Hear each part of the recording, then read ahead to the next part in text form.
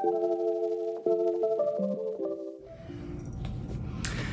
everyone, welcome back to my channel. My name is Rebecca, and today we're going to talk about the strong interest inventory.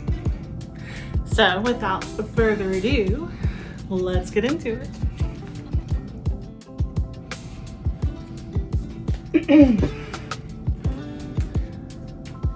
Alright, so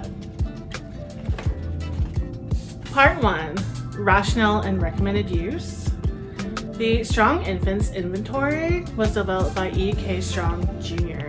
in 1927 for people to try and answer the age-old question that we find ourselves all asking: what do I want to be when I grow up? The assessment is 291 questions that work best for college-age students to assess their interests and preferences by accumulating a list of likes and dislikes that are then set to match them to a career or potential hobbies. Tests are given digitally and then scored by a certified strong interest inventory expert. And the results are sent to you via email within like 24 hours of completion.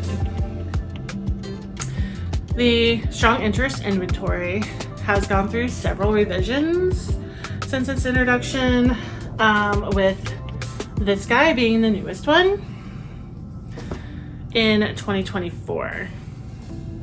These revisions have gone through the assessments and dropped some of the more obsolete choices throughout the years.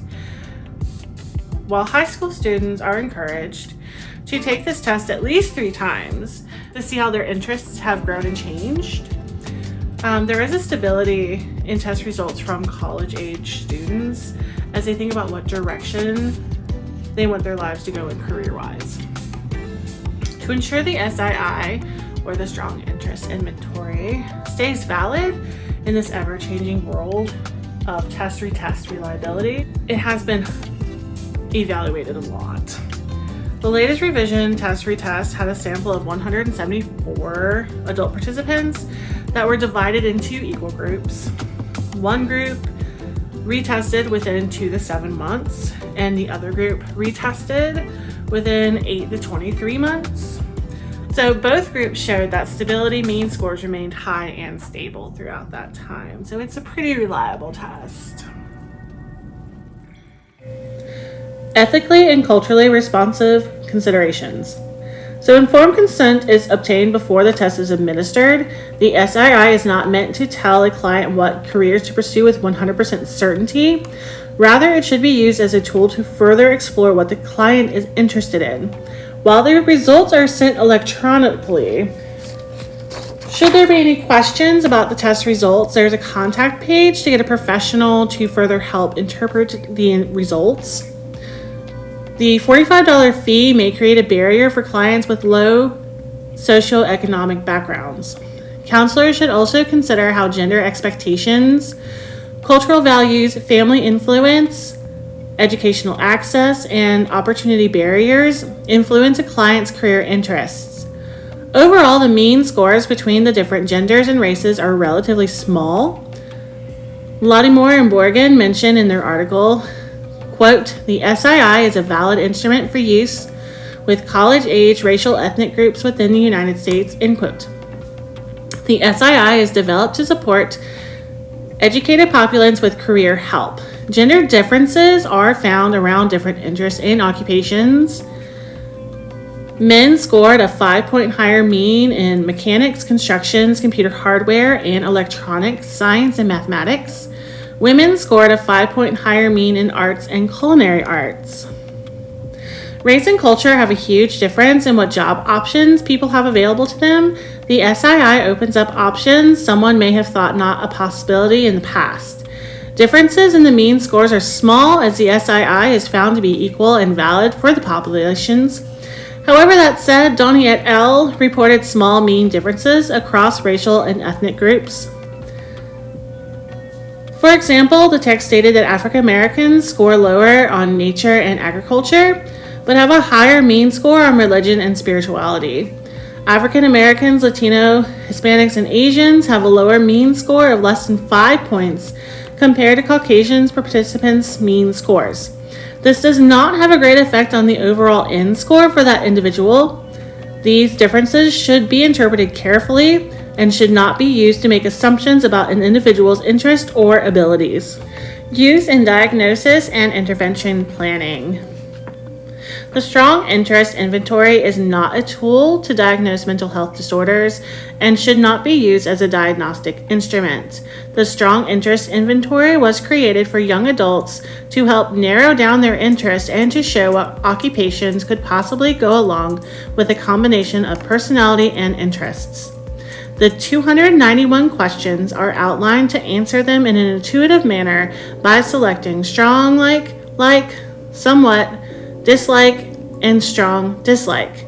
The scores show not only your 5 highest scoring areas, but also break down your interest into 2 categories that coincide with the 5 interests.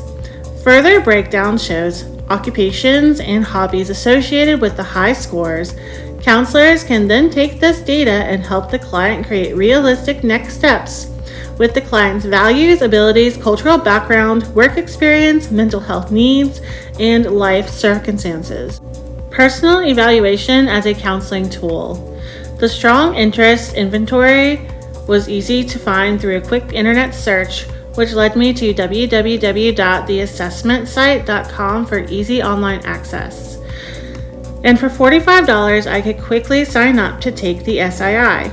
Registration is through the Myers-Briggs Foundation, and they offer several combined reports between personality tests and the SII. The test claims to set aside at least 40 minutes to take the assessment, but I completed the assessment in less than 20 minutes by just answering everything intuitively, as they want the answers to be your first impression so that you don't overthink things. I was really impressed with this assessment inventory. I enjoy taking career assessment tests because of how they generally give me such an off-the-wall career choice, considering I mostly choose answers with the ideals that I want to create art all day and live on the farm. I always felt like the assessments had a disconnect from my interests, as it would give me something contrasting and uninteresting results based on what really interests me. The SII felt more consistent with what I find interesting. After taking the SII, my top 5 were visual arts and design, nature and agriculture, counseling and helping, which would have been awkward if it wasn't on there, honestly, and then teaching and education and performing arts. I was pleasantly surprised at how accurately it described me and how it gave me occupation ideas based upon what truly interests me in life. I feel like the strong interest inventory will become an asset for assessments in career development to use with young adults in the future. The SII is accessible and has a brief administration time with structured results. It is important to note that results may reflect current exposure rather than full potential. The assessment should not be used as a sole bias for career decision making. It should be combined with interviews from the counselor to discuss other interests, values, and abilities to ensure the client doesn't believe that they are stuck with limited career options. The cost could further be a barrier for low socioeconomic clients.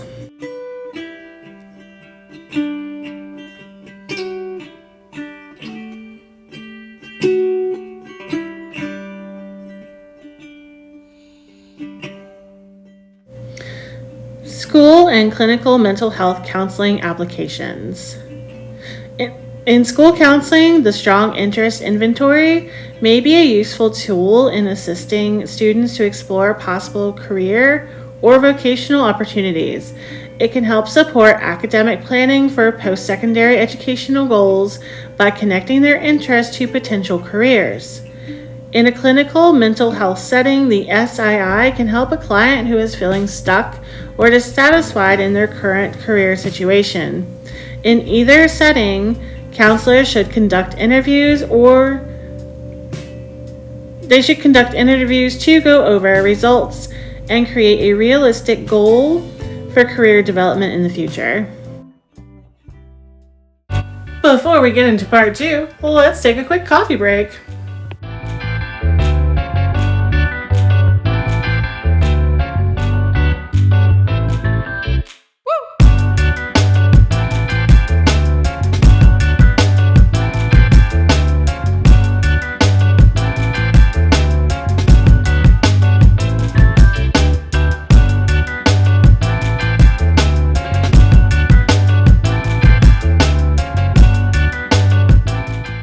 Alright, with some coffee in hand, let's get into a summary of part 2 of the strong interest inventory.